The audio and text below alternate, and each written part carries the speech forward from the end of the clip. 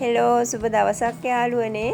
ඔයාලා හැමෝටම ඉතින් මම අද ඔයාලා වෙනුවෙන් අරගෙන ආවේ ඉතාමත් රසවත් උදේ ආහාරයකට වගේම රාත්‍රී ආහාරයකට ගන්න පුළුවන් විදියට රස විදියට අවන් එකේ නැතුව මම ලිපේ හදාගත්ත මේ වගේ රස කෑම එකක්.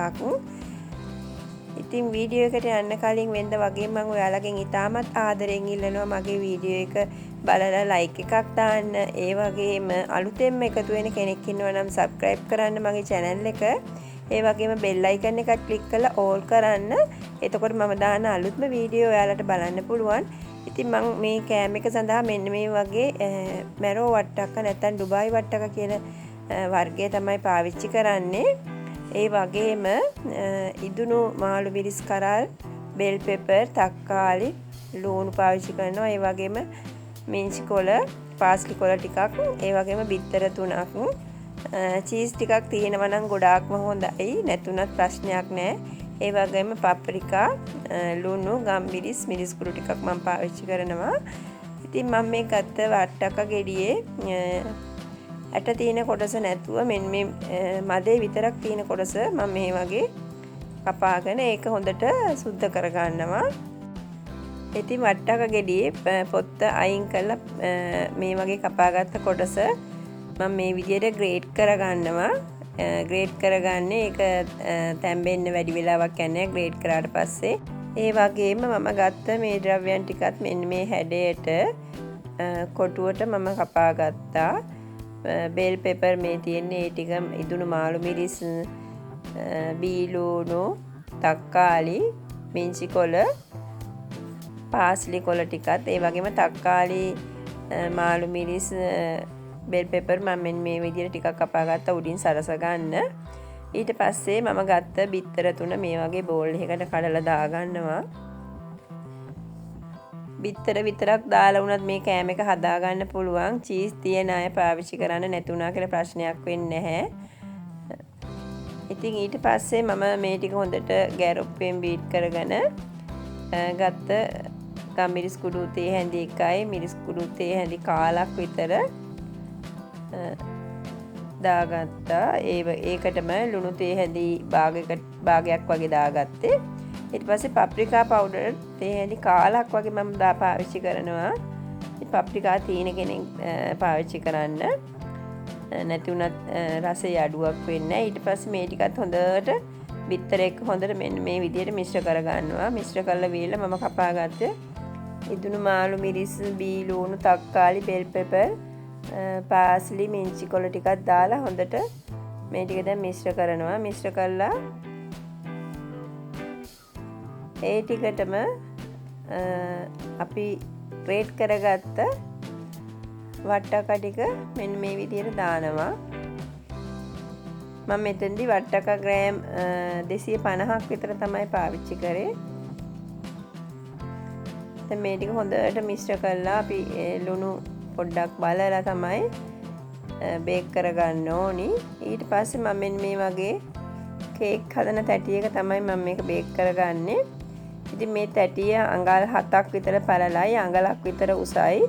ඒකේ මම හොඳට ඔලිව් තෙල් ටිකක් ගා ගන්නවා. තමන්ට කැමති නම් බටර් ටිකක් වුණත් පාවිච්චි කරාට ප්‍රශ්නයක් නැහැ. බටර්, මාගරින්, එළවලු තෙල් ඕනම දෙයක් පාවිච්චි කරන්න පුළුවන්. ඒ විදිහ මෙන්න මේ වගේ හොඳට අපි ගන්න තෙල් වර්ගයේ තවරලා ඒකට මං ඔයිල් පේපර් එකක් අඩියට දානවා.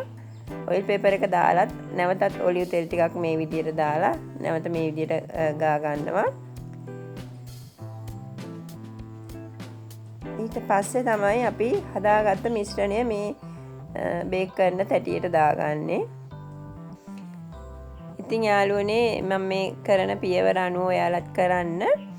ඉතින් ඔයාලට අවන් එකේ දාලා වුණත් මේක බේක් කරගන්න පුළුවන්. නමුත් අද අවන් එකක් නැති කෙනෙකුට කරගන්නේ කොහොමද කියලා මම ඔයාලට පෙන්නන්නම්. මම අද අවන් එකේ නෙවෙයි මේ කෑම එක බේක් කරගන්නේ.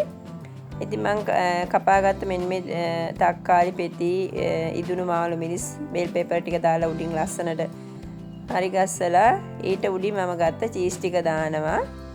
චීස් නැතුණා කියලා ප්‍රශ්නයක් වෙන්නේ නැහැ. මේක හොඳට ගානට හරියනවා බිත්තර වලින්.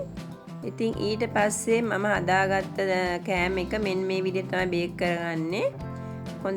ගැඹුරු සෝස් පෑන් එකක් ලිපේ තියලා ඒකට රැක් එකක් දාලා මම හදාගත්ත කෑම එක බේක් කරගන්නවා. රස්නය එළියට නොයන විදියට තියෙන්න ඕනේ. මේ වගේ මේ තියෙන පුංචි සිදුරත් මම මෙන්න මේ විදියට පාන් පිටි වලට වතුර කවලම් කරලා පොඩි මේ හදාගෙන බැටර් එකක් වගේ හදාගෙන ඒකෙන් මේක වහනවා. ඒ සිදුරත් වහලා අඩු ගින්දරේ විනාඩි 25ක් විතර මේක බේක් කරගන්නවා. බේක් කරන අතරතුර අරින්න හොඳ නැහැ. රස්නය එළියට පිට වෙන නිසා. දැන් මේක බේක් වෙලා ඇති. මේ විනාඩි 25කට පස්සේ තමයි මම මේ අරින්නේ. දැන් අපිට කෑම එක හොඳට හරි ගිහිලා තින්නේ. මං ඉතින් මේ බාබකියු ස්ටික් එකක් ගහලා බලනවා මේක ඇතුලේ දියර ගතියක් තියෙනවද කියලා. නැහැ, දැන් මොකුත් ගෑවිලා එන්නේ නැහැ. දැන් මේක අපිට ලිපෙන් අයින් කරගන්න පුළුවන්. මම දැන් ලිප ඕෆ් කරගන්නවා. ඉතින් oven එකේ කරනවා නම් සෙල්සියස් අංශක 180ට විනාඩි 20ක් විතර බේක් කරගත්තම ඇති. ඉතින් මේ තියෙන්නේ ලිපේ හදාගත්ත කෑම එක. ඉතින් මම දැන් මේක අනිත් පිඟානේ තියලා අනිත් පැත්ත හරවගෙන පෙන්නනම් මේ ට්‍රේ එකෙන් අයින් කරගෙන දැන් මේ බලන්න යටපැත්ත උනත් ගානට බේක් වෙලා තියෙන්නේ. අඩුත් නැහැ වැඩිත් නැහැ. ඉතින් මම දැන් කෑම එකේ උඩ පැත්ත ඔයාලට පෙන්වන්න ඕන නිසා තවත් පිඟානක් කරා මෙන්න මේ විදියට උඩ පැත්ත හරව ගන්නවා. ඉතින් දැන් මේ තියෙන්නේ මම හදාගත්ත කෑම එක. ඇත්තටම ගොඩාක්ම රසයි, ඒ වගේම ගොඩක්ම පෝෂ්‍යදායී ආහාරයක්.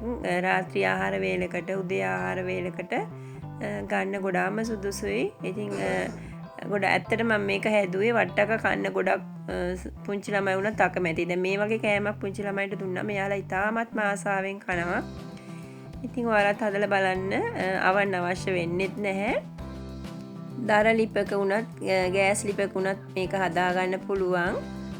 දර ලිපක ලිපේ තියෙනවා. ඉතින් අපි පාවිච්චි ගන්න නැති භාජනයක්, ඇල්මිනියම් භාජනයක් ලිපේ තියලා මම මේ ගෑස් ලිපේ තියලා හදාගත්ත විදිහටම රස්නය එළියට යන්නේ නැති විදිහට හදාගෙන මේ කෑම එක හදාගන්න පුළුවන්.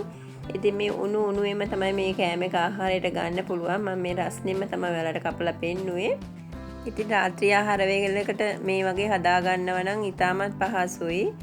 අපි හැමදාම එකම වගේ ආහාර රටාවකට පුරුදු වෙනට වඩා මේ වගේ කෑමත් හදලා බලන්න. ඉතින් මම මේ හදාගත්ත ප්‍රමාණය සාමාන්‍යයෙන් 3 දිනකට වගේ ඇති රාත්‍රී ආහාර වේලකට උනත්. ඉතින් යාළුවනේ ඔයාලගේ අදහස් කමෙන්ට් තීරුවේ දාන්න. ඒ වගේම මගේ වීඩියෝ එකට ලයික් එකක් දාන්න. නැවතත් මේ වගේ කෑම එකක් අරගෙන ඔයාලගේ අතරට එනතුරු ඔයාලා හැමෝටම තෙරුවන් සරණයි.